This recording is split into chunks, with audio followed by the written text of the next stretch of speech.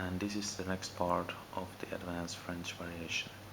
I was left off with saying that this knight is typically developed on h6, where it doesn't have to worry about this bishop taking it, and yes, and from h6 it doesn't it's not left there. It's not the end location of the knight, whereas for example for the other knight c6 is an end location.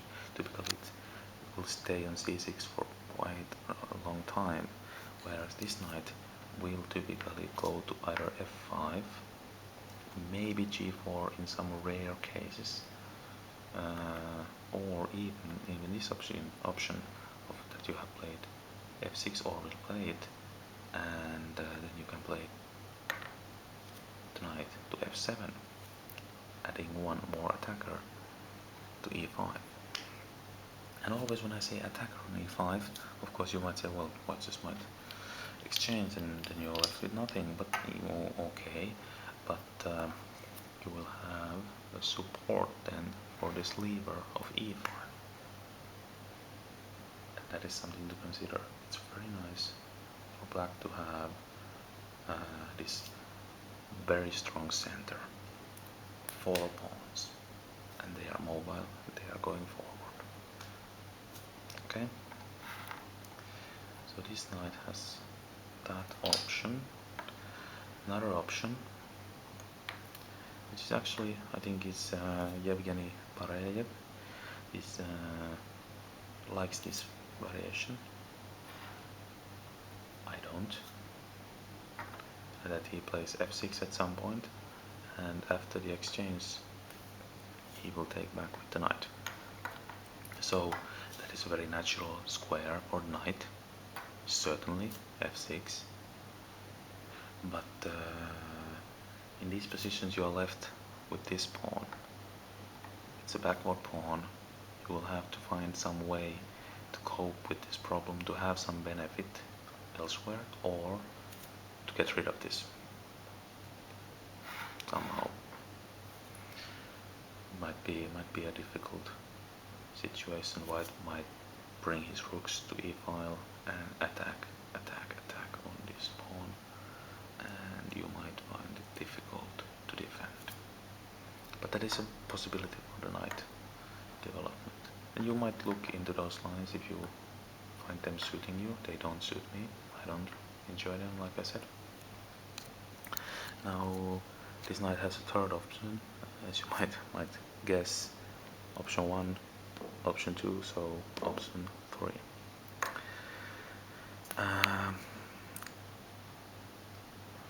You might notice this in this particular position. White could of course take on c5. Let's by the way take this knight away, it doesn't confuse us. But I'm not talking about this particular position, I'm talking in general. You might want to develop your knight from e7 to either f5 to g6 or g6.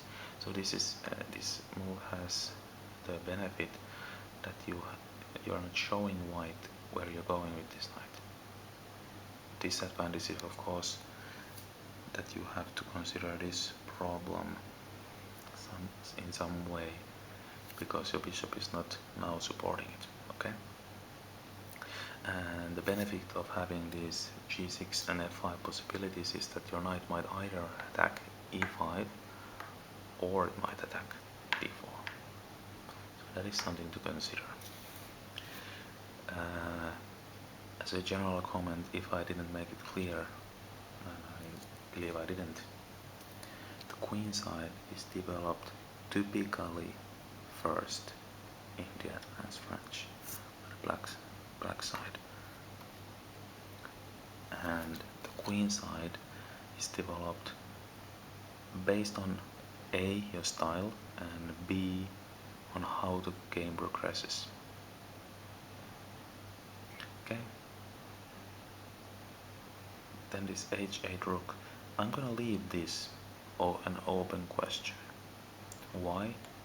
Because many times you might just keep it on h8 and forget it for now in the opening. and as the game progresses, maybe it goes to G file, maybe it goes all the way to C file, who knows. It might go to F file up right there, or it might stay on H8 for quite some time. So this piece depends a lot more on the particular position than the other pieces. The other pieces are easier. Okay, you might notice I left out the king. What to do with the king? Where do you go? Do you castle on the king side? Do you castle on the queen side? Or do you just keep it on the center? Actually, all three options are quite viable in my opinion. In someone's video clip on the French, on the advanced French, he mentioned that black will most often of the times castle on the king side, and maybe statistically, but I believe that this is not so clear cut. Black has more options than that. Okay. Now, if you will go and your plan is to castle on the king side, you're limited in the sort of way that you might want to avoid giving white the opportunity to take on h6 maybe. You might want to avoid playing f6 early with the idea of taking back with the g pawn. If you take back to the knight, well then obviously, so this has happened, obviously you can just play, for example, bishop d6 and then continue castling king side, and these positions are fine. This is something, like I said, I don't enjoy playing, but they are quite typical chess. Just follow basic principles and go on with that. Your rook will operate on the f file. Maybe it has to support the pawn on the e file at some point. Who knows? It depends on the position. That is certainly an option. Let's call the second option castling queen side. Now I actually enjoy playing these positions. It's quite simple chess. You play these typical moves, maybe in this order. I like to play the queen to c7, like I said, adding pressure to e5, and then maybe f6 first, maybe. Just telling you that typically I combine f6 idea with castling queenside, and well, it has played something in between, of course, but then castling queenside. Maybe at some point white will have to exchange. I will take back with the g pawn, and then in these kind of positions it's a race. More often than not, white castles on the king side. You will have the g file open. You might double the rooks on the g file. The knight might want to go to g4 to f5 to either attack h2 or support the pawn coming to h4, because white will most likely have to play g3 after the doubling of the rooks. The bishop will come maybe to d6 to add to the pressure to the h2 pawn, and so on and so forth. So this is what positions I like to play. And white will, of course, in these positions, make a pawn storm on the queen side. Okay.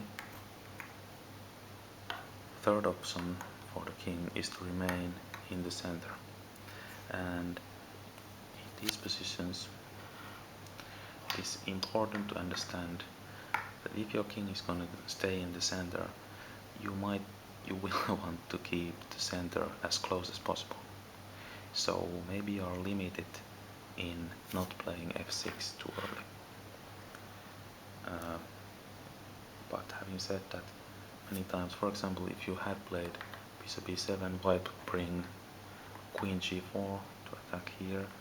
It's not unheard of that you might play king f8 in the French. Now, this is a very short view on the advanced French, but I hope you got some ideas on how to develop the pieces, and maybe I will continue the series. Now I'm running out of time again.